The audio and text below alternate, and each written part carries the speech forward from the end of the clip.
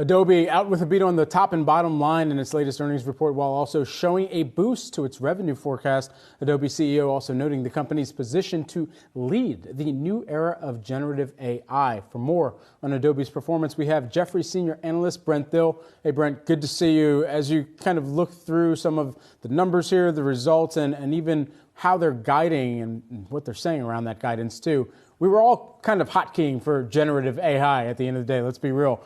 I mean, do they have what it takes to perhaps woo the market and woo investors on their efforts in generative AI?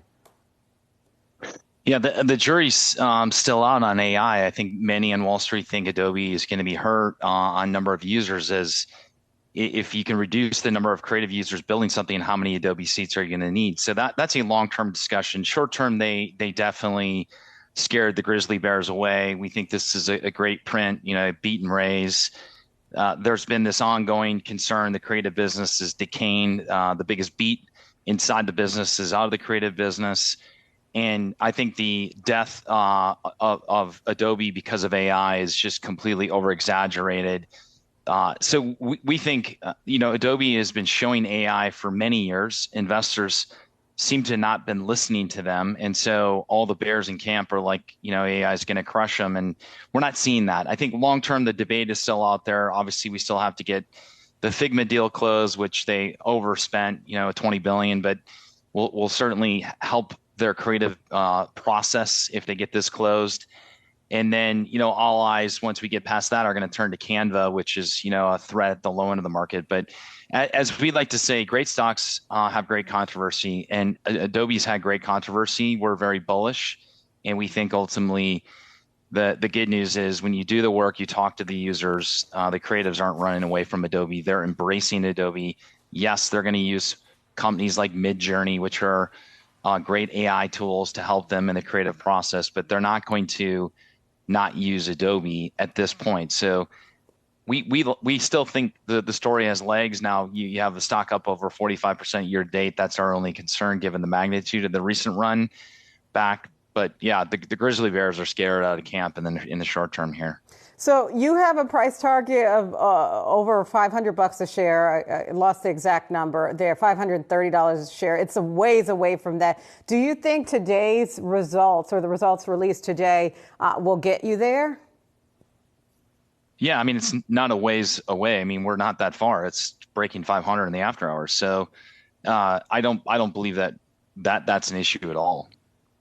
We've continued to have a bullish stance on Adobe since the stock was $30. Oh, wow. So we continue to believe, when you think about, there's been a lot of controversy short term about AI, and that's been the big overhang. The same controversy existed way back when Steve Jobs was alive, bashing Adobe, Flash, saying Flash is dead. Never thought Adobe was dead, and that wasn't the case, and the stock was 30. And so this company has incredible resilience, has incredible leadership. There are very few companies that can generate double-digit revenue growth and generate a 45% margin, have the quality of this management team.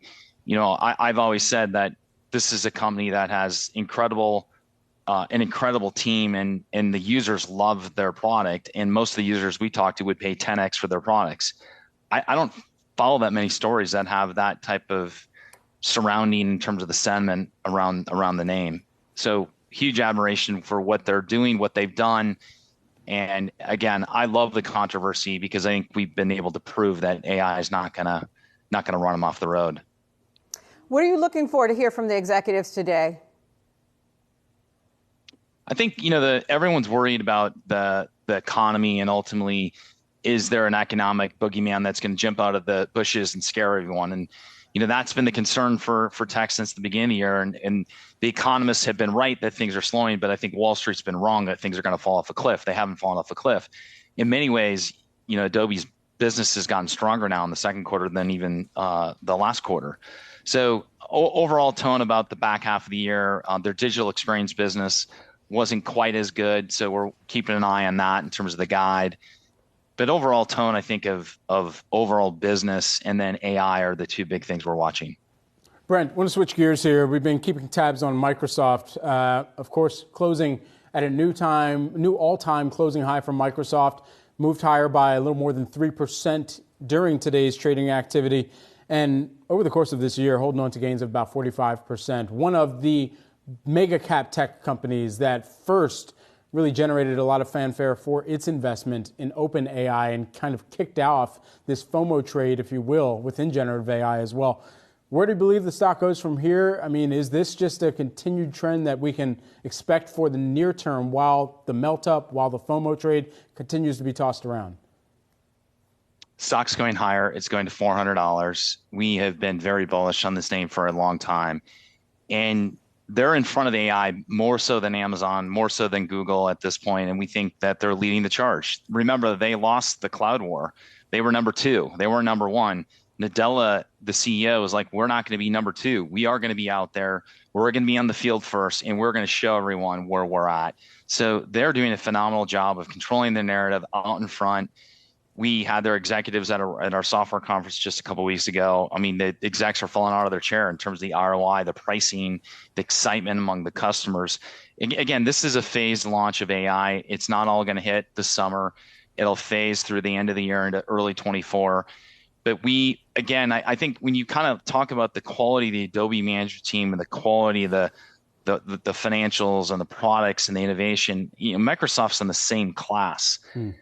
With AI, they are at the lead of their class. And so right now, Amazon won the first wave of public cloud with AWS at an $85 billion run rate. We think that Microsoft's now going to lead the next generation of this cloud war. And everyone kind of counted them out here, and I think they're on their way back. It's almost what Ricky Fowler did in the U.S. Open today. Everyone thought Ricky Fowler wasn't going to shoot well, and the guy went out and shot him -8. I mean, incredible recovery. And, look, owe it to Nadella. I mean, he's the best leader in tech. We think ultimately he's doing a phenomenal job. And again, I think the story is just getting going for Microsoft and AI. And again, the biggest concern right now, we've said this, is that everyone is now long these names. It's an expectation game, and the stock has had a big move. So, but I think ultimately we believe there's still a really good runway to $400. I mean, even Fowler still has Scotty Scheffler not too far behind him. Brent, I knew I could count on you to keep me updated on what I haven't been able to watch, or at least not Sorry if I gave it away. Sorry if I gave it away. That's okay. I couldn't watch a full screen on my desk today. I had to do some work. But Brent, appreciate the time and the update on the sports ball out there as well. Brent Thill, we got to check back in with you on Microsoft and all things tech. Thanks so much.